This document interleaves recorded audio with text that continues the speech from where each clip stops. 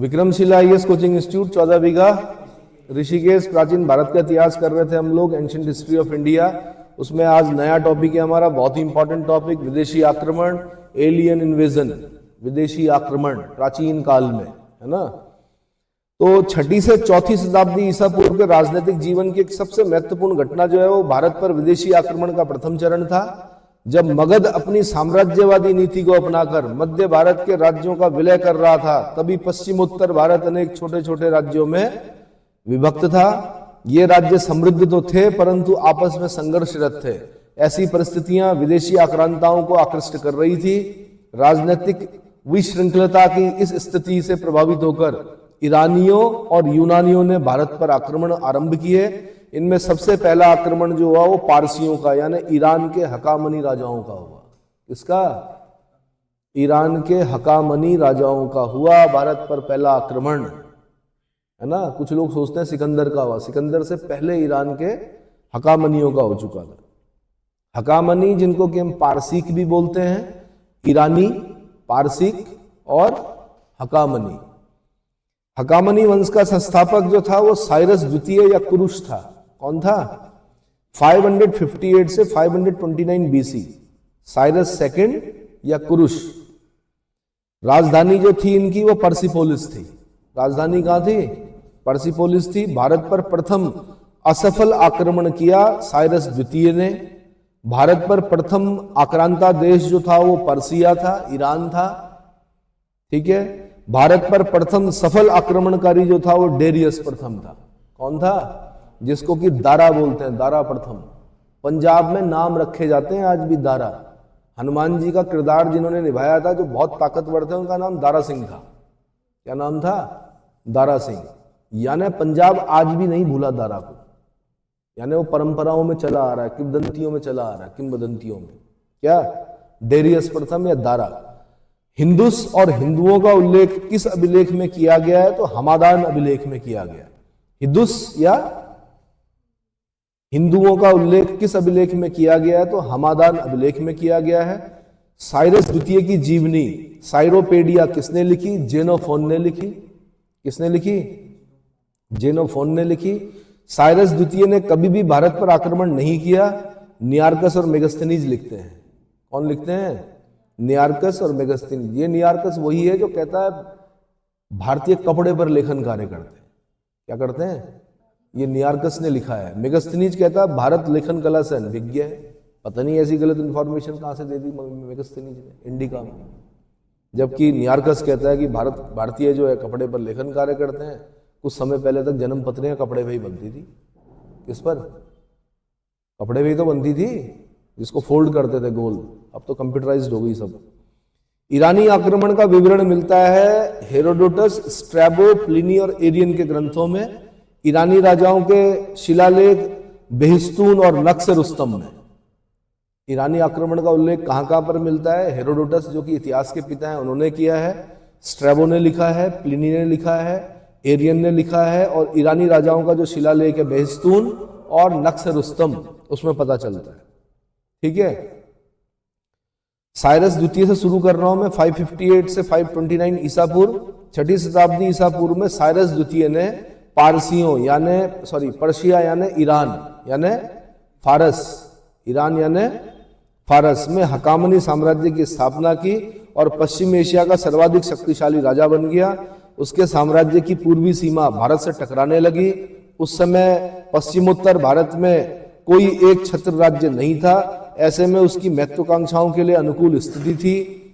भारत पर प्रथम असफल आक्रमण करने वाला आक्रांता जो था वो साइरस सेकंड था, साइरस द्वितीय। वह ईरान और भारत के मध्यवर्ती क्षेत्रों हिंदू कुश और काबुल घाटी को ही जीतने में सफल रहा, परंतु भारत पर उसका अधिकार नहीं रहा। ईरान से भारत आने के दो मार्ग थे। पहला जो था वो जेड्रोसिया के विशाल रेगिस्तान से होकर, और दूसरा जो था वो बैक्ट्रिया, सोगडियाना और काबुल घाटी से होकर सिंधु नदी तक आता था। जैसा कि सिकंदर के जल सेनानायक नियार्कस का कहना है कि साइरस ने जेड्रोसिया मार्ग का अनुसरण किया, परंतु उसकी सेना रास्ते में ही नष्ट हो गई। रेगिस्तानों को पार करोगे तो नष्ट तो होनी थी सेनाएं। कौन लिखता है? नियारकस, जो कि सिकंदर का जल सेनापति था। क्या था? नियारकस जो है वो सिकंदर का जल सेनापति है। सिकंदर ने दोनों जगह से आक्रमण किया था, थल से भी और जल से भी। ठीक है, तो नियारकस कहता है कि साइरस ने जेड्रोसिया मार्ग का अनुसरण किया, परंतु उसकी सेना रास्ते में नष्ट हो गई थी। मेगस्थनीज भी इसका समर्थन करता है, परंतु प्लिनी के विवरणों से ज्ञात होता है कि जेड्रोसिया मार्ग में से असफल होने के पश्चात उसने काबुल घाटी का मार्ग चुना और कपिशा नगर, जो कि अफगानिस्तान में पड़ता है, उसको ध्वस्त कर दिया। कपिशा नगर को ध्वस्त कर दिया। संभवतः काबुल और सिंधु नदी के बीच स्थित अष्टक और अश्मक नामक जनजातियों ने उसकी अधीनता स्वीकार कर ली थी। अष्टक और अश्वक नामक जनजातियों ने उसकी अधीनता स्वीकार कर ली थी। ठीक है जी, उसके बाद आता दारा प्रथम 522 से 486 ईसा पूर्व। दारा प्रथम या डेरियस प्रथम भारतीय राजाओं पर अधिकार करने वाला पहला शासक डेरियस या दारा प्रथम था। उसके काल से तीन अभिलेखों से इसकी पुष्टि होती है। पहला हो गया बेहस्तून अभिलेख, ये 520 से 518 ईसा पूर्व का है और इसमें दारा प्रथम के 23 प्रांतों में सतगु और गदर का उल्लेख मिलता है, किंतु भारत का नहीं। किंतु सतगु और गदर मतलब गांधार शायद। ठीक है, अगला पर्सिपोलिस 518 से 515 ईसा पूर्व और तीसरा है नक्श रुस्तम 515 ईसा पूर्व। इन अभिलेखों में दारा प्रथम द्वारा भारत के पंजाब एवं सिंध विजय यानी 516 ईसा पूर्व की पुष्टि होती है। यानी दारा ने पंजाब और सिंध को क्या किया, इसीलिए बोल रहा हूं मैं, पंजाब और सिंध में आज भी दारा नाम रखा जाता है बच्चे का। क्या करने के लिए? ताकि ताकतवर, नहीं बोलते हैं जैसे कि बच्चा क्या हो, शक्तिशाली होगी, इसका नाम क्या रखना है? दारा रखना है। ठीक है, तो भारत के पंजाब और सिंध विजय 516 ईसा पूर्व की पुष्टि हुई। सतगु व गदर के साथ हिदू का उल्लेख उसके एक प्रांत के रूप में हुआ है। सतगु से आशय सप्त सिंधु प्रदेश, सतगु मतलब सप्त सिंधु, और गदर का तात्पर्य गांधार से है। गदर का तात्पर्य गांधार से, और हिदू का तात्पर्य निचली सिंधु घाटी से है। हिदू का तात्पर्य निचली सिंधु घाटी से। हिदू साम्राज्य की सबसे पूर्वी जो सीमा पर, हिदू जो था वो साम्राज्य की सबसे पूर्वी सीमा पर था। दारा प्रथम इस भाग यानी हिदू को 518 ईसा पूर्व में जीता था दारा प्रथम ने। यूनानी लेखक हेरोडोटस के अनुसार भारत, अब यहां पर हम फिर हिंदू बोलेंगे, उन्होंने क्या बोला? हिदू। क्या बोला? हिदू।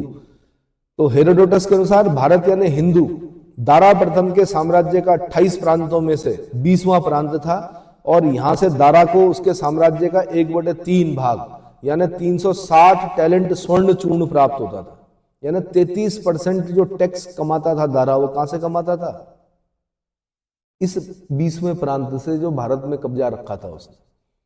हेरोडोटस के अनुसार दारा प्रथम ने अपने नौसेना अध्यक्ष स्काइलेक्स की अध्यक्षता में एक जल बेड़ा सिंधु नदी का मार्ग का पता लगाने के लिए भेजा था।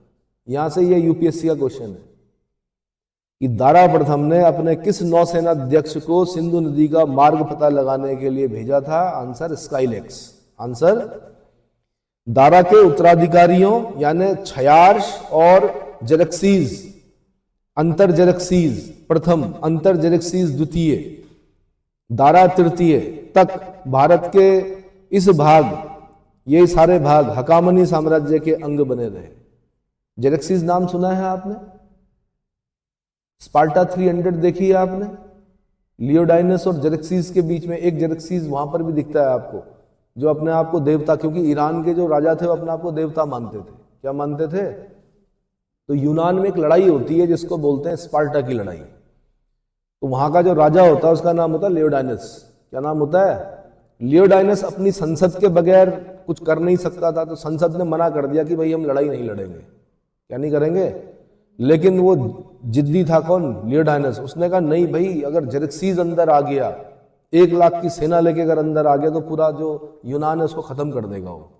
तो फिर क्या होता है? 300 सिपाहियों के साथ जाता है। कौन? लियोडाइनस।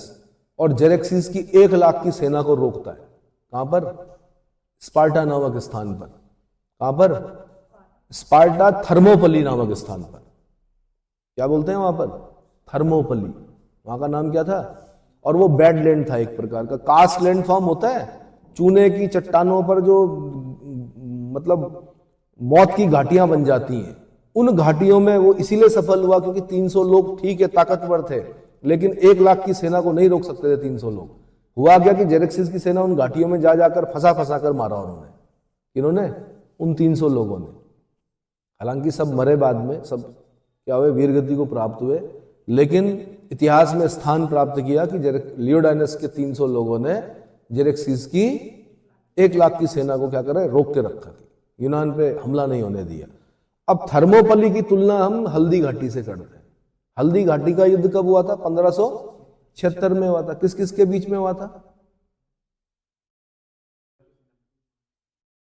अब बोलो भाई, एक तरह से मोटा मोटा अगर हम बोले तो महाराणा प्रताप और अकबर के बीच में। और ये मुगलों की सेना में तो पता नहीं कितने लोग थे, महाराणा प्रताप की सेना में उतने लोग नहीं थे, लेकिन जो जौहर जो शक्ति दिखाई राणाओं ने वहां पर, इसीलिए हल्दी घाटी को राजस्थान का थर्मोपली कहा जाता है। क्या कहते हैं? राजस्थान का थर्मोपली। कृपया इस प्रकार की पिक्चरें देख लिया करें। स्पर्टा 300 अच्छी मूवी है, उससे आपको सीखने को मिलेगा, है ना। दुर्भाग्य है कि हमारी जो कौन सा वुड है हमारा, बॉलीवुड, वो इस प्रकार की मूवी नहीं बनाता है। महाराणा प्रताप पे अगर एक अच्छी मूवी बन जाए, एक मूवी अगर छत्रपति शिवाजी पे बन जाए, अगर हम अपने पूर्वज जो शक्तिशाली थे जिन्होंने क्या किया था, मुगलों से लोहा लिया था, उनके बारे में, है ना, बनाते ही नहीं है।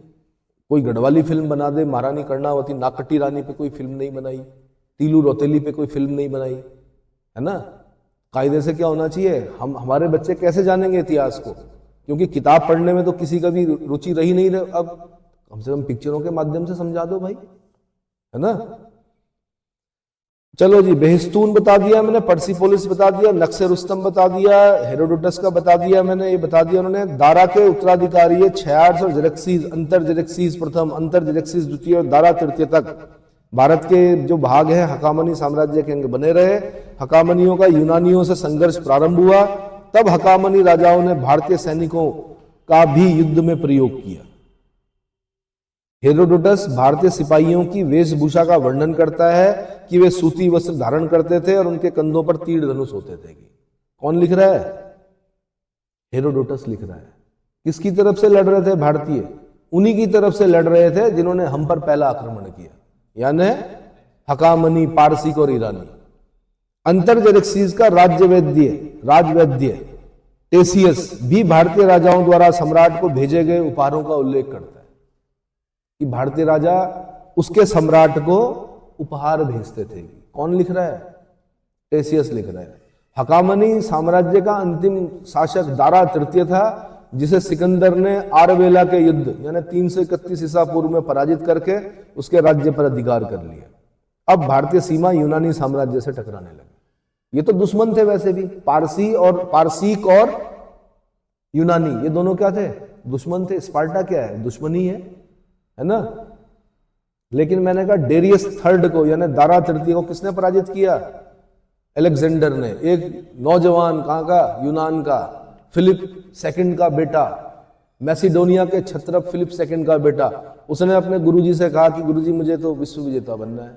गुरुजी ने कहा बेटा इतना आसान नहीं है विश्व विजेता बनना। विश्व विजेता क्योंकि धरती बहुत बड़ी है, उसने कहा नहीं जी, अर्थ है sufficient to fulfil everybody's need but is not able to satisfy one person greed. अगर सिकंदर जैसा एक लालची आदमी पैदा हो जाए तो फिर अर्थ के पास भी नहीं है कि उतना, ठीक है। तो सिकंदर के गुरु कौन थे? अरस्तु। सबसे पहले कौन हुए? वैसे मैंने आपको एक फॉर्मूला बताया था, स्पास, सोक्रेटिस, सुकरात हुए, सुकरात के शिष्य प्लेटो हुए, प्लेटो के शिष्य कौन हुए? अरस्तु, अरिस्टोटल हुए, अरस्तु का शिष्य हुआ कौन? सिकंदर। अलेक्जेंडर ने अरस्तु से कहा कि मुझे विश्व विजेता बनना है, ठीक है। तो बहुत सारी कहानियां हैं उसमें। फिर चलो चलता है अपना, जीतते हुए चलता है। और यहां पर जो जिसने कब्जा कर रखा था, किसने? डेरियस थर्ड ने, दारा तृतीय ने, उसको पराजित करता है। कौन से युद्ध में? आरबेला के युद्ध में। अलेक्जेंडर जब भारतीय सीमाओं पर टकराता है, पोरस जैसे राजा से टकराता है, बड़ा वैसा वर्णन कर रखा हमारे यहाँ कि पोरस हार गया, ये हो गया, वो हो गया। ठीक है, हारे, लेकिन सिकंदर की समझ में आ गया था कि जब इतना विरोध यहाँ सीमाओं पर है तो अंदर क्या होगा। शुक्र है कि वो मगध के राजाओं से नहीं टकराया, वरना मगध क्या कर देता? टुकड़े टुकड़े कर देता सिकंदर के। और सिकंदर इतना घायल हो गया था कि जब वापस गया, भाई सीमाओं पर तो लड़ा था वो, छत्रपी बनाते हुए चल रहा था, छत्रप मतलब गवर्नर, और जब वापस जा रहा था तो इराक में बेबीलोन में जाते जाते उसकी मृत्यु हो गई। बल्कि एक कहानी ये भी है कि उसने कहा था कि कब्र मतलब मेरे हाथ बाहर ऐसे रखना ताकि दुनिया ये समझ ले कि सिकंदर तूने कितना भी जीता होगा लेकिन जाते हुए जो तेरे हाथ है वो क्या है, खाली है। ये पता है अंतिम इच्छा थी अलेक्जेंडर की कि जब मेरी डेड बॉडी ले जाई जाए तो हाथ दोनों क्या रखे जाए, बाहर रखे जाए, मतलब ढक्के ना रखे जाए, ताकि दुनिया ये समझ ले कि खाली हाथ जा रहा है कौन, सिकंदर। तो इतना विरोध झेलना पड़ा था अलेक्जेंडर को यहाँ पर, है ना। जो हमारी जो फ्रंटियर जनजातियां थी, बताया जाता है उनके साथ भी उसका बड़ा युद्ध हुआ, और उतने खतरनाक सिद्ध हमारे राजा नहीं हुए जितनी वो जनजातियां हुई, क्योंकि वो उनके लड़ाई करने का जो पैटर्न था वो दूसरे किस्म का था। ठीक है, सीधे युद्ध नहीं करते थे। तो आरबेला का युद्ध याद रहेगा 331, किस किस के बीच में, सिकंदर और डेरियस के बीच में, दारा तृतीय के बीच में। ठीक है जी, दारा तृतीय हार गया। अब भारत की सीमाएं क्या हो गई, यूनानी साम्राज्य से टकराने लगी। पारसी का आक्रमण का क्या क्या प्रभाव हुआ। नंबर 1, भारत एवं पश्चिमी एशिया के बीच सांस्कृतिक आदान प्रदान प्रारंभ हुआ। दूसरा, ईरान के माध्यम से यूनानियों को भारतीय महान संपदा के विषय में जानकारी मिली। उनको पता चला कि भाई कितना समृद्ध देश है कौन, भारत। स्काइलेक्स जैसा यूनानी जो था वो भारत की यात्रा पर आया, और हेरोडोटस और टेसियस जैसे विद्वानों ने भारत के संदर्भ में लेखन किया। अशोककालीन घंटाकार के गुंबद ईरानी प्रभाव के द्योतक है। घंटाकार जो गुंबद हैं उन पर किसका प्रभाव दिखता है, ईरानी प्रभाव दिखता है। भारत के पश्चिमोत्तर क्षेत्र में ईरानी अरेमाइक लिपि, जो ईरानी लिपि थी, ईरानी अरेमाइक लिपि से प्रभावित खरोष्टी लिपि का विकास हुआ। अशोक का मानसेरा और साबाजगढ़ी का जो अभिलेख है वो खरोष्टी लिपि में खुदवाया गया। भाई राजा जब अभिलेख खुदवाएगा तो उसी भाषा में खुदवाएगा जो उस जगह के लोग समझते होंगे, और उस जगह पर चल रही थी कौन सी, खरोष्टी लिपि। तो इसलिए मानसेरा और साबाजगढ़ी का जो अभिलेख है अशोक का, वो खरोष्टी लिपि में खुदवाया गया। ये समझ में आ गया। ये आईएएस का क्वेश्चन है, कौन सा, मानसेरा साबाजगढ़ी किस लिपि में है, ये ऐसे पूछा। खरोष्टी लिपि के 2 अभिलेख कौन से हैं, तब आपने बोलना मानसेरा और साबाजगढ़ी। बल्कि ये उनको मैप में भी देखिए कि मानसेरा कहां पर है और साबाजगढ़ी कहां पर है।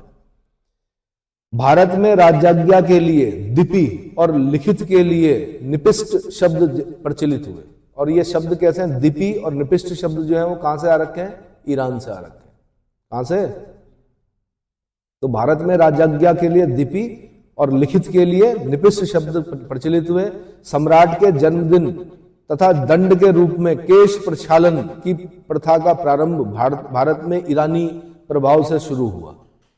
यानी जिस दिन सम्राट का जन्मदिन होता था उस दिन केश प्रक्षालन यानी बालों को धोया जाता था विभिन्न प्रकार की जड़ी बूटियों से। ये किससे सीखा, ये ईरानियों से सीखा, केश प्रक्षालन। समझ में आया। कुछ विद्वानों का मानना है कि चंद्रगुप्त के राजप्रासाद और अशोक के स्तंभ पर भी फारसी प्रभाव दिखता है, परंतु वासुदेव शरण अग्रवाल इससे इनकार करते हैं। चंद्रगुप्त का जब राजप्रासाद मिला तो वो खंबे खंबे मिले, खाली फर्श मिला, खंबे मिले, पत्थर के थे बने हुए। किसके, पत्थर के। दीवारें मिली नहीं, ना छत मिली। समझ में ही नहीं आया राजप्रासाद, सुगाड्डम जिसे कहा गया है, ये समझ में नहीं आया ऐसा कैसे राजमहल था, कहाँ गई ईंटें, मतलब अगल बगल की दीवारें कहाँ गई। तो पता चला कि चंद्रगुप्त मौर्य का जो राजप्रासाद था वो लकड़ी का बना हुआ था। अब आप बोलेंगे यार लकड़ी का कैसे बना हुआ था, तो चाइना में जाके देख लीजिए आप, कई महल जो है लकड़ी के बने होते हैं, पूरा लकड़ी का बनता है। तो चंद्रगुप्त मौर्य का भी राजप्रासाद जो था वो क्या था, लकड़ी का था। और चंद्रगुप्त मौर्य के राजप्रासाद में इतने कमरे थे, एक दिन में राजा एक कमरे में रहता था, दूसरे दिन नहीं रहता था उस कमरे में, क्योंकि राजा के लिए क्या खतरा होता था। राजा के जो अंगरक्षक थे वो महिलाएं थी, जिनको सम्रानुरागिनी कहा जाता था। क्या बोलते थे, वो पुरुषों से भी खतरनाक फाइटर हुआ करती थी। और चाणक्य को भरोसा नहीं था पुरुषों पर कि कोई भी राजा की हत्या कर सकता है, इसलिए क्या रखी गई, महिलाएं रखी गई, जिनको क्या बोलते हैं, सम्रानुरागिनी। समझ में आया। तो ढूंढिए कहां से मिला चंद्रगुप्त मौर्य का राजप्रासाद, देखना खुदाई में मिला है। तो कुछ विद्वानों का मानना है कि चंद्रगुप्त मौर्य के राजप्रासाद और अशोक के स्तंभों पर भी फारसी प्रभाव था, परंतु वासुदेव शरण अग्रवाल इससे इनकार करते हैं। चांदी के सिगलोई और सोने के डेरिक संज्ञक ईरानी सिक्के भारत में प्रचलित हुए। चांदी के सिक्कों को क्या बोला गया, मतलब सिगलोई, और जो सोने के सिक्के थे उन्हें क्या बोला गया, दारा के नाम पे डेरिक। डेरिक ये संज्ञक जो ईरानी सिक्के हैं ये भारत में प्रचलित हुए। हकामनी शासन की छत्रप प्रणाली शकों द्वारा भारत में प्रचलित हुई। छत्रप बोलते हैं गवर्नर को। राजा क्या करता था, जैसे जीता, जैसे माना दिल्ली जीत लिया, वहां पे अपना एक छत्रप रख दिया, फिर मेरठ जीत लिया, फिर एक छत्रप रख दिया, फिर देहरादून जीता, वहां अपना एक छत्रप रख दिया। तो हुआ क्या था, हुआ यही तो था। अलेक्जेंडर भी ऐसे ही करता था। अलेक्जेंडर बेबीलोन में मरा, जो छत्रप जहां पर था वो वहां का शासक बन गया, जिनको बाद में हमने इंडो ग्रीक शासक कहा, हिंदी यमन शासक कहा। समझ में आ रहा है? तो ये छत्रप प्रणाली पारसिकों की देन है। किसकी? अब पढ़ते हैं हम यूनानी आक्रमण, सिकंदर महान के बारे में। सिकंदर महान को सिकंदर महान ऐसे ही नहीं बोला जाता। सिकंदर के अंदर बहुत सारे ऐसे गुण थे जिसकी वजह से उसको महान बोला जाता है। सिकंदर को अपने एक एक सिपाही का नाम याद था। सिकंदर को अपने एक एक सिपाही के गांव का नाम याद था, माता पिता का नाम याद था। कितनी बड़ी सेना थी उसकी, थी, है ना? तो यानी इंटेलिजेंट भी था सिकंदर, खाली योद्धा नहीं था। तो नाम और उपाधियां। अच्छा, यूनान में आप जाएंगे तो सिकंदर का नाम मतलब बहुत ज्यादा वैसा नहीं है, क्योंकि पता नहीं कितने सिकंदर थे वहां ऐसे। सिकंदर का जो इतिहास है वो भारत में ज्यादा पढ़ते हैं हम लोग, यूनान में सिकंदर के इतिहास को नहीं पढ़ाया जाता ज्यादा। नाम और उपाधियां बता रहा हूं तो सिकंदर भी है, अलेक्जेंडर तृतीय भी है, अलेक्जेंडर भी है, मैसेडोनियन भी है। इसका पापा जो था वो मैसेडोनिया का छत्रप, मकदूनिया का छत्रप था, फिलिप सेकंड, तो मैसेडोनियन भी है। अलेक्जेंडर द ग्रेट भी है, इसका पापा का नाम है फिलिप सेकंड, मैसिडोन, फिलिप सेकंड। जन्म जो हुआ वो पेला में हुआ था इसका, मैसिडोन यूनान में 356 ईसा पूर्व में। कब? 356 ईसा पूर्व में। मां का नाम जो था वो ओलंपियस था। मां का नाम क्या था? ओलंपियस। निधन जो हुआ वो 323 ईसा पूर्व बेबीलोन में हो गया। कितने साल जिया अलेक्जेंडर? जब मरा था कितने साल का था उस समय? 33 साल का। कितना? 33 साल का। सिकंदर के गुरु का नाम क्या था? अरस्तु था। मकदूनिया का शासक कब बना सिकंदर? 336 ईसा पूर्व में बना। कब बना? 336 ईसा पूर्व में। सिकंदर ने आरवेला के युद्ध में हकामनी साम्राज्य को ध्वस्त किया। कब? 331 ईसा पूर्व में दारा तृतीय को पराजित किया इसने। किसको? दारा तृतीय को। भारत पर आक्रमण कब किया? 326 ईसा पूर्व में किया, बसंत में किया। इस समय मगध का शासक कौन था? धननंद था। कौन था? तो जो तक्षशिला का आचार्य चाणक्य है, विष्णुगुप्त है, कौटिल्य है, वो क्या करने जाते हैं? धननंद को समझाने जाते हैं कि भाई तू मध्य, मतलब भारत के मध्य देश का सबसे बड़ा राजा है, तेरे पास अपार संपत्ति है, तू क्या कर, जो यवनों की सत्ता को क्या कर, उखाड़। तुझे भी आना पड़ेगा। कहां पर? कहां पर? सीमाओं पर। तुझे क्या करना पड़ेगा? यवनों की सत्ता को उखाड़ फेंकना पड़ेगा। धनानंद ने क्या कहा? विलासी प्रवृत्ति का था। धनानंद ने कहा हम पर थोड़े आक्रमण हुआ है, सीमाओं पर आक्रमण हुआ है, वो देखें। और यही गलती होती है कि जो आक्रमण सीमाओं पर होता है वो तो सिकंदर मर गया, और अगर अंदर होता, जीतता हारता वो बात की चीज है। लेकिन सभ्यताएं आप देखते हैं कि जहां जहां तक सिकंदर का आक्रमण हुआ वहां पर यूनानियों का प्रभाव रहा बहुत समय तक। नहीं आया समझ में? तो उल्टा चाणक्य की बातें सुनने के उसने अपमान कर दिया। किसका? चाणक्य के। तो शिखा खोली फिर चाणक्य ने। उसने कहा 2-3 चीजें बड़ी इंपॉर्टेंट है। उसने कहा एक तो मैं नंद वंश का समूल नाश करूंगा। क्या करूंगा? उसने ये नहीं कहा कि मैं धनानंद को मारूंगा, उसने कहा समूल नाश। समूल नाश का मतलब इसके परिवार में अब एक भी क्या नहीं रहेगा, एक भी नाम लेने वाला नहीं रहेगा। दूसरा उसने कहा मैं यवनों की सत्ता से भारत को क्या कराऊंगा? मुक्ति दिलाऊंगा। और तीसरा उसने कहा शिक्षक कभी साधारण नहीं होता, निर्माण और प्रलय उसकी गोद में पलते हैं। किसकी? और वो सारे हंसे दरबारी। उन्होंने क्या गरीब सा ब्राह्मण शिक्षक है, क्या करेगा? लेकिन किया उसने। एक टाइम ऐसा था कि उसका शिष्य जो था, कौन? चंद्रगुप्त मौर्य, उसके पास क्या थे? 6 लाख की सेना थी। ये उस समय के इतिहासकार लिखते हैं कि 6 लाख की सेना लेकर संपूर्ण भारत को रौंद दिया किसने? अरे चंद्रगुप्त मौर्य ने पूरे भारत को ध्वस्त कर दिया। कौन लिखता है ये? प्लूटार्क लिखता है। प्लूटार्क लिखता है उसने 6 लाख की सेना लेकर संपूर्ण भारत को रौंद डाला। और सेनाएं लूटपाट भी करती हैं, तो जस्टिन ने कहा कि डाकुओं का गिरोह था चंद्रगुप्त मौर्य की सेना जो थी, क्योंकि जब जाती थी तो लूटमार भी करती थी। समझ में आया? चाणक्य ने खाली सज्जन लोगों को सेना में भर्ती नहीं किया, उसने लुटेरों को भी भर्ती किया, क्योंकि जब आपने दुश्मन पर आक्रमण करना है तो वहां पे फिर लूटपाट भी करनी है।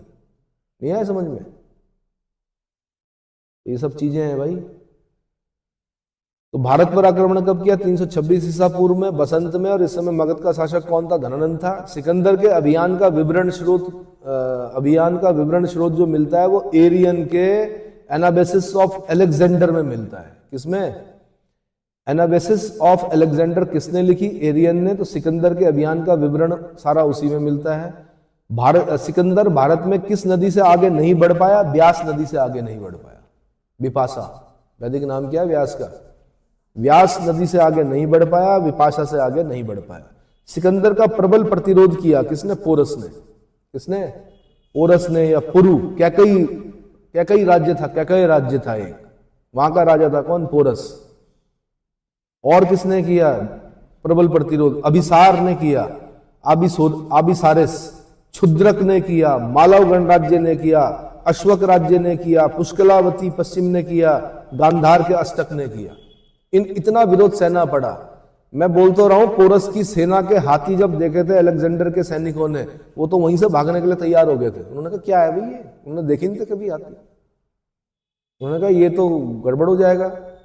और भारतीय जो राजा थे वो सबसे आगे हाथियों को रखते थे, उस पर खुद बैठे होते थे। समझ में आया? ये घोड़ों वाले थे। तो युद्ध में तो घोड़ा काम आता है भाई, हाथी नहीं आता उतना काम। हाथी में बच सकता है आदमी ऊपर बैठ के, घोड़े में क्योंकि गतिशील अश्वरोही चाहिए होते हैं युद्ध में, मारना है और भागना है ना। सिकंदर के समक्ष आत्मसमर्पण करने वाला जो राजा था वो कौन था? आम्भी। पहला गद्दार है ये आम्भी, तक्षशिला का। इसी ने तो बताया कि सेना में ये ऐसे ऐसे करके जीत सकते हो आप, बारिश होने दो और ये हो, है ना, हाथियों की सूंड पर आक्रमण करो, ये अपनी सेना को कुचल देंगे। तो आम्भी जो है वो पहला गद्दार है, तक्षशिला राज्य का था ये। ठीक है। दूसरा जो आत्मसमर्पण किया वो सौभूति ने किया, सौभूति राज्य ने। और तीसरा जो था वो हिंदू कुश राज्य था एक, शशिगुप्त का, उसने किया। और ये भी ध्यान रखना, हिंदू कुश जो क्षेत्र पड़ता है ना, हिंदू कुश का मतलब नाम से ही पता चलता है, हिंदू कुश माउंटेन रेंज, हिंदुओं को जहां पर कत्ल किया गया। क्या किया गया? अब किसने किया? इतिहास पढ़िए और डिटेल में पता चल जाएगा आपको कि अफगानिस्तान तक जो था वो क्या था? भारतीय साम्राज्य था। सिकंदर का विरोध करने वाली पर्वतीय जनजातियां कौन थी? तो अस्पेशियन थी, गौरियन थी और अस्केनिया। कौन? अस्केनिया, कठ गण जाति और आगा लासोई। आगा, दरअसल यूनानियों ने जो लिखा है वो हमें उसके हिसाब से पढ़ना पड़ेगा। तो कठ गण जाति का बड़ा इंपॉर्टेंट रोल है, कठों का। किसका? एक आपने पढ़ना स्पेशियन, दूसरा आपने पढ़ना गौरियन, तीसरा आपने पढ़ना अस्केनिया, अगला पढ़ना आपने कठ गण जाति और अगला पढ़ना आपने अगलासोई। अगलासोई। यूनानी विवरण में पंजाब से पूर्व की ओर स्थित राज्य और उसकी राजधानियों को क्या कहा गया है? तो परसियोए कहा गया है। क्या कहा गया है? परसियोए, यानी गंगा रिडाई, गंगा रिडाई। और राजधानी को बोला गया पालीब्रोथा। पाटलिपुत्र के लिए क्या शब्द का प्रयोग किया उन्होंने? पालीब्रोथा। क्या? ये क्वेश्चन बना है फिर यूपीएससी में, पाटलिपुत्र के लिए यूनानियों ने किस शब्द का प्रयोग किया? आंसर पालीब्रोथा। और उसकी विशाल सेना का वर्णन किया इन्होंने। सिकंदर को भारत पर आक्रमण हेतु किसने आमंत्रित किया था? तो बताया जाता कि तक्षशिला के शासक आम्भी और हिंदुकुश के शासक शशिगुप्त ने। ये हैं गद्दार प्राचीन भारत के। किसने? तक्षशिला का शासक आम्भी और हिंदुकुश का राजा शशिगुप्त। यूनानी मुद्राओं की नकल कर भारत में किस शैली के सिक्के ढाले गए? तो यूनानी उल्लूक शैली के सिक्के ढाले गए। बल्कि ये भी बोला जाता है कि भारत में स्वर्ण सिक्कों का सर्वप्रथम प्रचलन किसने किया, तो हिंदी यवन शासकों ने किया। उत्तराखंड पीसीएस वालों ने पूछा था, हिंदी यवन शासकों ने। उल्लूक शैली के सोने के सिक्के किसने प्रचलित करवाए भारत में सबसे पहले? आंसर इंडो ग्रीक्स ने। किसने? अगला, सिकंदर द्वारा भारत में स्थापित किए गए नगर कौन कौन से थे? तो एक था निकेया, इसका मतलब होता है विजय का नगर।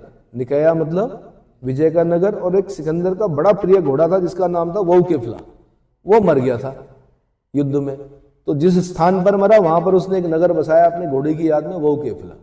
अब सोचो, प्रेम तो हो ही जाता है। सबसे वफादार आप लोग बोलते हैं कुत्ता होता है, कुत्ते से भी ज्यादा वफादार कौन होता है? घोड़ा होता है। यूनान से चला था उसके साथ वो वोकेफला। और राजाओं के घोड़े ऐसे नॉर्मल ये शादी वाले नहीं होते थे या तांगे वाले घोड़े नहीं होते थे, जबरदस्त घोड़े होते थे। तो उस घोड़े की मृत्यु हो गई कहां पर? यहां इस क्षेत्र में। तो उसने कौन सा नगर बसाया? वोकेफला। इधर समझ में याद रहेगा। वोकेफला भी उत्तर प्रदेश पीसीएस, उत्तराखंड पीसीएस, उत्तराखंड में पूछा गया शायद ये, और यूपीएससी क्वेश्चन पूछा गया। निकेया और वोकेफला से क्वेश्चन बना है। हकामनी साम्राज्य के ध्वंसावशेषों पर सिकंदर का अधिकार हो गया। सिकंदर ने हकामनी नरेश दारा तृतीय को आरबेला के युद्ध में 331 ईसा पूर्व में परास्त करके उसकी राजधानी पर्सिपोलिस को नष्ट कर दिया। अब सिकंदर का साम्राज्य भारतीय सीमा को स्पर्श करने लगा। वस्तुतः उस समय भी भारत का कुछ भाग हकामनी साम्राज्य का अंग था। 336 ईसा पूर्व में सिकंदर मैसिडोनिया का राजा बना था। मैसिडोन और यूनान में अपनी स्थिति सुदृढ़ करने के पश्चात 334 ईसा पूर्व में वह 22 वर्ष की अवस्था में विश्व विजय के अभियान पर निकला था। किस पर? विश्व विजय के अभियान पर निकला था। एशिया माइनर, जिसको कि टर्की बोलते हैं, क्या बोलते हैं? एशिया माइनर, सीरिया, सुना ही होगा आपने सीरिया के बारे में, क्या हाल हो रखे हैं वहां के। मिस्र यानी इजिप्ट, बेबीलोन यानी इराक। बेबीलोन कहां पर है? एक शहर है इराक में। इराक को बोलते हैं मेसोपोटामिया। इराक का नाम क्या है पुराना? मेसोपोटामिया। बेबीलोन, बैक्ट्रिया, सोगडियाना को विजित करते हुए फारस को जीता उसने। क्रम यही है, फारस को जीता। जब सिकंदर फारस को विजित किया उस समय भारत के पश्चिमोत्तर प्रांत में अनेक छोटे बड़े जनपद, राजतंत्र और गणतंत्र विद्यमान थे। दिक्कत यही थी, छोटे छोटे थे, ताकतवर थे, पर छोटे छोटे, और एक दूसरे से क्या वैमनस्यता रखते थे, है ना। बटोगे तो कटोगे, ऐसे ही नहीं बोला गया है। जब जब बटा भारत, जब जब बटे भारतीय हिंदू, तब तब कटे। तो इन्होंने ये भी इसीलिए कटे क्योंकि ये बटे हुए थे एक दूसरे से। क्या? एक दूसरे के खिलाफ क्या कर रहे हैं? यानी आम्भी, तक्षशिला का राजा आम्भी और हिंदू कुश का राजा शशिगुप्त अपने पड़ोसी राजाओं को नीचा दिखाने के लिए अलेक्जेंडर को आमंत्रित कर रहे हैं। किसको? अलेक्जेंडर को, कि तुम आओ आक्रमण करो भारत पर। ठीक है, तो इन्हीं मूर्खों की वजह से क्या हुआ? नाश हुआ देश का। जब सिकंदर फारस को विजित किया उस समय भारत के पश्चिमोत्तर भाग में अनेक छोटे छोटे जनपद, राजतंत्र और गणतंत्र विद्यमान थे। राय चौधरी के अनुसार इस समय पश्चिमोत्तर भारत में 28 स्वतंत्र राज्य थे जो पारस्परिक द्वेष एवं घृणा के कारण, पारस्परिक द्वेष और घृणा के कारण,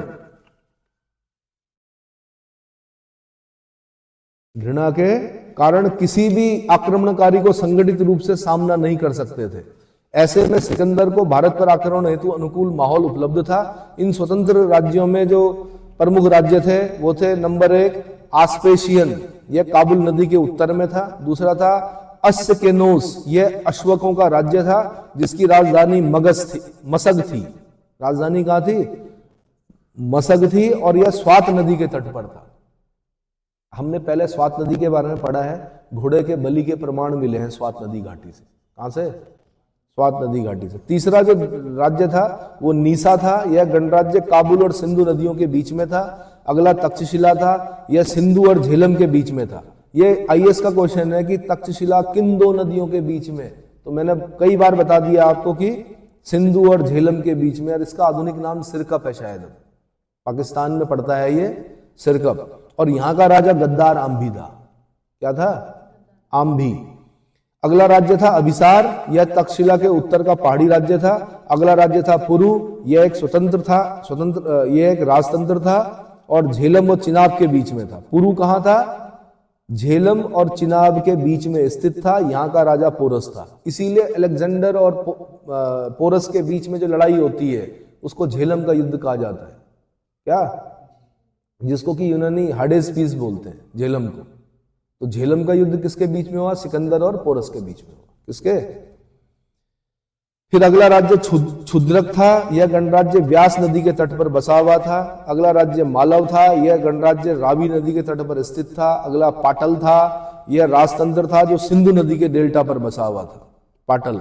अगला राज्य स्वभूति था। यह झेलम नदी का तटवर्ती राज्य था। अगला राज्य पुष्कलावती था। यह पश्चिमी गांधार में स्थित था। पुष्कलावती का आधुनिक नाम चारसद है। चारसड्डा बोलते हैं पाकिस्तानी उसको। क्या बोलते हैं? चारसड्डा। वैसे चारसद नाम पड़ा, वैसे जो नाम था प्राचीन नाम वो था पुष्कलावती।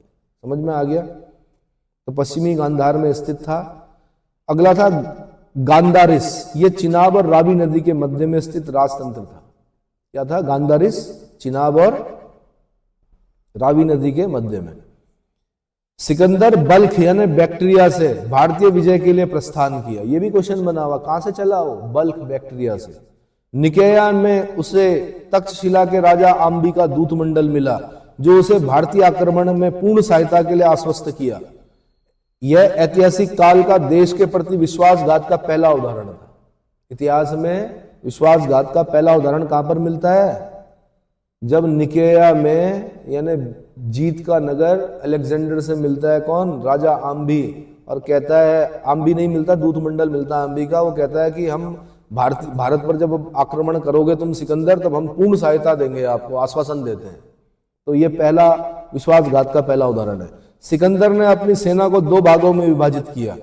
सेनानायक हेफेस्टियन और पेल्डियस के नेतृत्व में एक भाग को काबुल नदी के किनारे से खैबर दर्रे होते हुए सिंधु नदी तक भेजा। कहां तक? खैबर दर्रे से होते हुए सिंधु तक भेजा।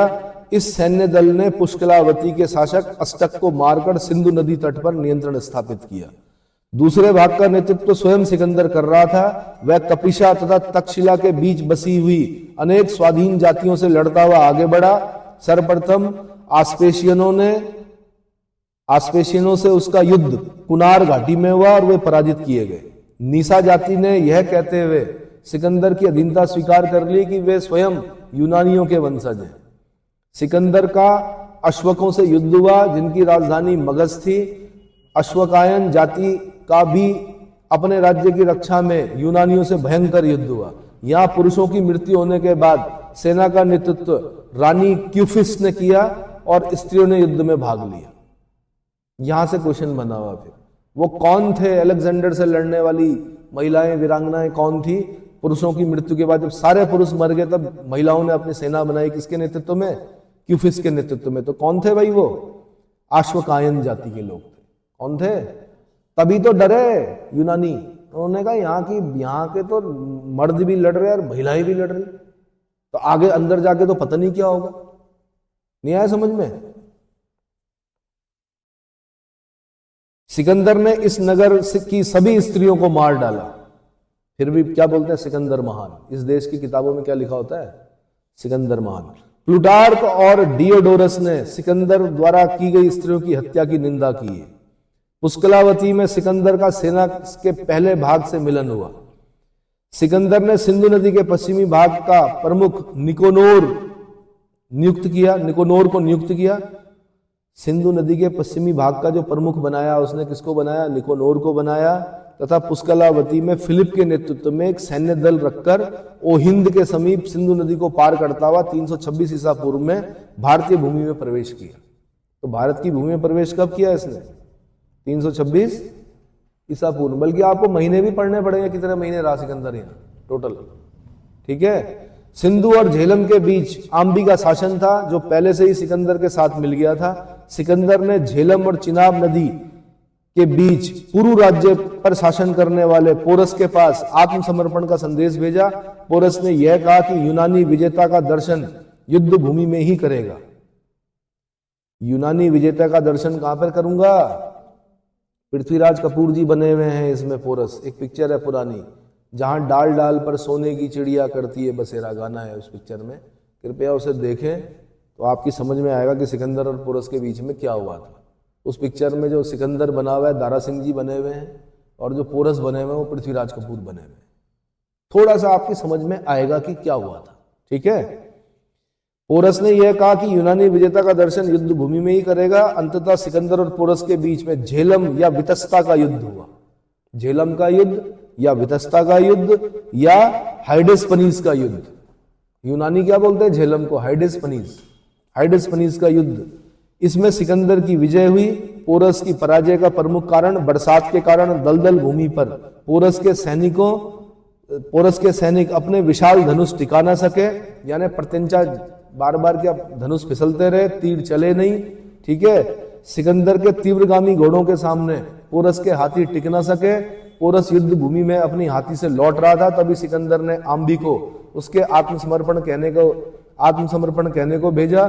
पोरस ने देशद्रोही आम्बी पर भाले का प्रहार किया।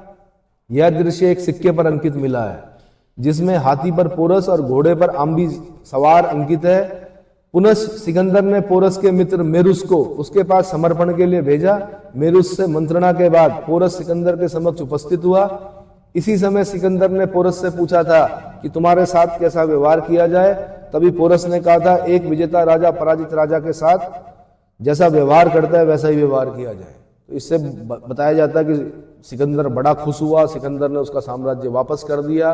पर मैं आपको बता दूं कि हर चीज के पीछे एक कारण होता है।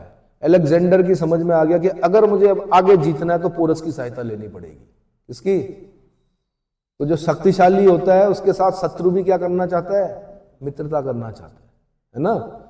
सिकंदर पोरस से प्रभावित होकर उसका राज्य उसे लौटा दिया। सिकंदर चिनाब नदी को पार करके अन्य राजाओं को पराजित करते हुए व्यास नदी पर पहुंचा। व्यास के पूर्व जाने से उसके सैनिकों ने मना कर दिया। व्यास के आगे नंदों का राज्य था, जो बहुत शक्तिशाली राज्य था। फलतः सिकंदर को व्यास तट से ही वापस लौटना पड़ा। निचली सिंधु घाटी होते हुए भी वह पाटल में सिंधु नदी को पार कर गया। इस बीच सिकंदर का सामना कुछ राज्य की कुछ जातियों से हुआ। रावी नदी के तट पर रहने वाली आदिज लोगों ने आत्मसमर्पण कर दिया। कठ गणजाति के लोगों को कठ गणराज्य का जो गणराज्य था वो कठ था, जिसकी राजधानी संगल थी। कठ जनजाति के लोगों का कठ गणराज्य था, जिसकी राजधानी संगल थी। इन लोगों ने सिकंदर का कड़ा प्रतिरोध किया। अपने राजधानी के चारों ओर रथों को घेरा बनाकर सिकंदर से युद्ध किया, परंतु पराजित हुए और उनकी सामूहिक हत्या हो गई। सामूहिक हत्या कर दी, मतलब सबको क्या कर दिया गया? मार दिया गया। लौटते समय सिकंदर का संगठित प्रतिरोध मालव व क्षुद्रकों ने किया। इन लोगों ने सिकंदर को घायल कर दिया। अब सोच लो कि हमारी जो जातियां थी, नॉर्थ वेस्ट फ्रंटियर वाला जो क्षेत्र था, वहां पर कैसी जनजातियां थी? उनके नाम थे मालव और क्षुद्रक। उन्होंने सिकंदर को घायल कर दिया, परंतु अंततः पराजित हुए। इनके सभी नर नारी बच्चे जितने भी थे उनको सबको मौत के घाट उतार दिया गया। फिर भी क्या है? सिकंदर महान है इस देश में। क्या है? Alexander the great. गजब है। व्यास तथा चिनाब नदी के संगम पर शिवी और आगलस जाति रहती थी। शिवी लोगों ने तो आत्मसमर्पण कर दिया, परंतु आगलस जाति ने सिकंदर का सामना अपने स्त्रियों और बच्चों को आग में झोंक कर किया और मारे गए। पहले अपनी स्त्रियां और बच्चे जला दिए और फिर उसके बाद सिकंदर से क्या किया? अब क्यों किया? स्त्रियों और बच्चों को क्यों जलाया इन्होंने? फिर बता दूं, ये मलेच्छ हैं, ये भी नेक्रोमैनिया के शिकार हैं। ये भी शवों के साथ क्या करते हैं? संभोग करते थे। इसलिए स्त्रियों और बच्चों को क्या कर दिया गया? जला दिया गया। ये वरना ये बच्चों को गुलाम बनाते और बच्चों का जीवन नारकीय हो जाता है। इससे बढ़िया वहां के जो ये थे, क्या नाम है, आगलस लोग जो थे, उन्होंने कहा कि बच्चों को मारना ज्यादा बेटर है बजाय कि इनके गुलाम बनाने। समझ में आ गया? सिकंदर का निचली सिंधु घाटी में ब्राह्मणों के राज्य से सामना हुआ।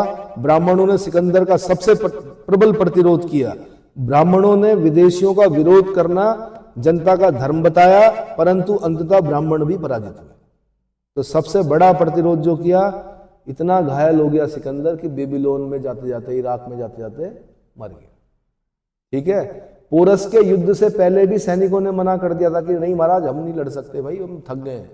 सिकंदर ने कहा सबको मैं छुट्टी दूंगा, वापस जाने की अनुमति होगी, ये होगा वो होगा। तो फिर ढंग से लड़े वो, लूट में इतना हिस्सा दूंगा, ऐसा दूंगा। प्रलोभन, राजा वही तो होता है जो प्रलोभन देता सैनिकों को। और सैनिक क्या होते हैं? अधिकतर जो इसके सैनिक थे वो यूनान से चले थे, मर्सनरी। भाड़े पर तो होते हैं सैनिक, इसके जो सैनिक थे इसने कुछ वो बढ़ाया उनका कि तुम लड़ो, तो पोरस को तब हराया इन्होंने। लेकिन आगे जब बोला कि भाई अब नंदों से नहीं लड़ सकते, इसलिए सिकंदर को भी वापस होना पड़ा। सिकंदर ने कहा दोबारा आऊंगा मैं, लेकिन उसको ये नहीं मालूम था कि काल उसके क्या है, वो काल का ग्रास बनने वाला है। समझ में आया? ठीक है, थोड़ा आगे बता दूं सिकंदर के आक्रमण के क्या प्रभाव हुए। तो यूनानी आक्रमण के प्रभाव के विषय में विद्वानों में मतैक्य नहीं है। Doctor VA. स्मिथ ने लिखा है कि भारत अपरिवर्तित रहा। इसी प्रकार डॉक्टर मुखर्जी ने लिखा है सिकंदर के भारतीय अभियान ने साहित्य, जीवन और शासन किसी पर भी कोई स्थायी प्रभाव नहीं छोड़ा। इसके विपरीत doctor Majumdar, doctor R.S. Tripathi और डॉक्टर राय चौधरी आदि इतिहासकारों का मत है कि सिकंदर के आक्रमण का व्यापक प्रभाव पड़ा। सत्य इन दोनों के परस्पर विरोधी धारणाओं के मध्य में है। इसके किंचित प्रभाव को देखा, कैसे देखते हैं हम? नंबर 1, राजनीतिक प्रभाव। विशेषकर पश्चिमोत्तर क्षेत्र में राजनीतिक एकीकरण की परंपरा की शुरुआत यहीं से हुई। सिकंदर के आक्रमण के पूर्व इस क्षेत्र में 28 स्वतंत्र राज्य थे, जिन्हें एकीकृत करके कुछ राज्य बनाए गए। जैसे सिंधु से झेलम के बीच के क्षेत्र का शासक आम्भी को बनाया गया। कहां से कहां तक? सिंधु से झेलम के बीच के क्षेत्र का शासक आम्भी को बनाया गया। झेलम से व्यास नदी तक के क्षेत्र का शासक पोरस को बनाया गया, सिकंदर ने बनाया ये भी। निचली घाटी सिंधु घाटी में पिथोन को क्षत्रप के रूप में नियुक्त किया गया। निचली सिंधु घाटी में पिथोन को क्षत्रप के रूप में नियुक्त किया गया। अब देखो, दोनों को साम्राज्य मिले, लेकिन नाम बदनाम किसका है? आम्भी का, गद्दार है। और पोरस ने लड़ के क्या किया? लड़ा, हारा, तब सिकंदर ने वापस किया। आर्थिक प्रभाव, सिकंदर के आक्रमण ने आर्थिक दृष्टि से भी भारत को प्रभावित किया। डॉक्टर स्मिथ के अनुसार सिकंदर के आक्रमण ने पूर्व और पश्चिम के मध्य की दीवार गिरा दी तथा आवागमन के 4 रास्ते निकाले, 3 स्थल मार्ग और 4था समुद्री मार्ग। संक्षेप में कहा जा सकता है कि सिकंदर के आक्रमण से जल एवं स्थल मार्गों की जानकारी हुई। भारत का पश्चिमी देशों के साथ व्यापारिक संबंध स्थापित हुआ। भारत में यूनानी सिक्कों यानी यूनानी उल्लूक शैली और चांदी के द्रम सिक्के का प्रचार हुआ। ऐतिहासिक दृष्टि से सिकंदर के आक्रमण के प्रभाव को 2 मुख्य पक्ष हैं। प्रथम, इस आक्रमण ने निश्चित क्रमागत इतिहास लिखने में सहायता दी। क्रमागत इतिहास लिखने में सहायता दी पर ध्यान देना है आपने। सिकंदर का आक्रमण 326 ईसा पूर्व में हुआ था। फलतः इतिहासकारों को इस तिथि के आधार पर प्राचीन भारत के इतिहास लेखन में सहायता मिली। दूसरा, सिकंदर के साथ अनेक विद्वान लेखक आए थे। इन लेखकों ने तत्कालीन भारत की सामाजिक, आर्थिक, राजनीतिक और सांस्कृतिक स्थिति पर भी प्रकाश डाला। दोनों ही देश एक दूसरे की सभ्यता और संस्कृति से प्रभावित हुए। इस सांस्कृतिक प्रभाव को हम कैसे देखते हैं? नंबर 1, कला के क्षेत्र में गांधार शैली का उदय हुआ। Very very important. कला के क्षेत्र में गांधार शैली का उदय हुआ। यह शैली भारतीय और यूनानी कला का मिश्रित रूप थी। दूसरा, आक्रमण का भारतीय मुद्रा निर्माण पर भी व्यापक प्रभाव पड़ा। भारतीय दिनार नामक मुद्रा पूर्णतया यूनानी मुद्रा द्रव्य पर ही आधारित थी। यूनानी प्रभाव से प्रभावित भारतीय मुद्राएं अब अधिक सुंदर और सुघड़ बनने लगी। दर्शन के क्षेत्र में यूनानी दर्शन ने भारतीय दर्शन को प्रभावित किया। उसी प्रकार यूनानी दार्शनिकों पर भी भारतीय दर्शन का प्रभाव पड़ा। यूनानी दार्शनिक पाइथागोरस के आत्मा और पुनर्जन्म विषयक सिद्धांत भारतीय विचारधारा से प्रभावित थे। पाइथागोरस की प्रमेय पढ़ी होगी आपने। तो पाइथागोरस जो दार्शनिक था, उसके आत्मा और पुनर्जन्म विषयक सिद्धांत किससे प्रभावित थे? तो भारतीय विचारधारा से प्रभावित थे। विज्ञान के क्षेत्र में यूनान की ज्योतिष विद्या का भारतीय ज्योतिष पर प्रभाव पड़ा। NN घोष ने लिखा है कि महान सभ्यताओं के संपर्क का परिणाम उसके पारस्परिक विचार विनिमय का माध्यम बना, जो दर्शन, विज्ञान और ज्योतिष के क्षेत्र में विशेषता ज्योतिष में परिलक्षित होता है। मैंने बताया था आपको, ज्योतिष में 5 सिद्धांत होते हैं। उसमें रोमक और पोलिस जो सिद्धांत हैं वो यूनानी प्रभाव से देखा जाता है। उन पर नाम ही जिनका क्या हो, रोमक और पोलिस। बाकी जो हमारे जो सिद्धांत हैं उनका नाम पैतामह है। जैसे पैतामह है ना, पैतामह हमारा भारतीय शब्द है, लेकिन रोमक और पोलिस जो है वो कैसे हैं? यूनानी शब्द है। तो 5 सिद्धांतों में 2 सिद्धांत जो है वो कौन से हैं? यूनानी। ये IAS का क्वेश्चन है। अगला पॉइंट, गार्गी संहिता में लिखा है कि यद्यपि यवन बर्बर थे तथापि ज्योतिष के मूल निर्माता होने के कारण ये देवताओं की भांति स्तुत्य है। क्या है? यानी उनके ज्योतिष की स्तुति गार्गी संहिता में की गई है। बोला गया बर्बर थे, ये नहीं छोड़ते थे किसी को, महिलाओं, बच्चों, बूढ़े, किसी को नहीं छोड़ते थे, मार देते थे सबको। ठीक है, लेकिन क्या थे? ज्योतिष के विद्वान थे। हमारा ज्योतिष भी था, उनका भी अलग ज्योतिष था, है ना। इसीलिए ज्योतिष में आपने देखा होगा दो प्रकार चलते हैं, एक सूर्य पर आधारित होता है, सूर्य गणना पर, एक चंद्र गणना पर आधारित होता है, ये पता है। इस प्रकार सिकंदर के आक्रमण ने तत्कालीन भारतीय समाज और राजनीति के विभिन्न पक्षों को प्रभावित किया, किंतु इस प्रसंग में हमें यह नहीं भूलना चाहिए कि सिकंदर के आक्रमण के प्रभाव सीमित और अस्थायी थे, व्यापक और स्थायी नहीं थे। ठीक है, इतना समझ में आ गया। सिकंदर कहां से भारतीय अभियान पर, क्वेश्चन कैसे बनते हैं, सिकंदर कहां से भारतीय अभियान के लिए चला था? बल्क बैक्टीरिया से चला था। कहां से? किस गण जातियों ने सिकंदर को भारत से लौटते समय घायल किया था? तो कठ गण जाति ने। किसने? सिकंदर भारत पर आक्रमण करते हुए सिंधु नदी को कहां पार किया था? तो ओहिंद क्षेत्र में। किस जनजाति ने अपने बीवी बच्चों को आग में झोंककर सिकंदर से युद्ध किया था? तो आगलस। कौन? आगलस। स्काइलैक्स किसका नौसेना अध्यक्ष था? दारा प्रथम का। सिकंदर ने अपने प्रिय घोड़े की याद में बेंद्रे केफला नामक नगर कहां पर स्थापित किया? झेलम नदी के तट पर। कहां पर? झेलम नदी के तट पर। तो आपने ये भी ध्यान कर, मैंने आपसे प्रश्न पूछा है कि सिकंदर कुल कितने महीने रहा? 19 महीने रहा भारत में। कितना रहा? 19 महीने। ठीक है, इसके बाद मैं आपको एक पेपर दूंगा, वो आपने करना है। अगर अच्छे नंबर आते हैं तो इसका मतलब आपकी समझ में आ गया। ठीक है भाई।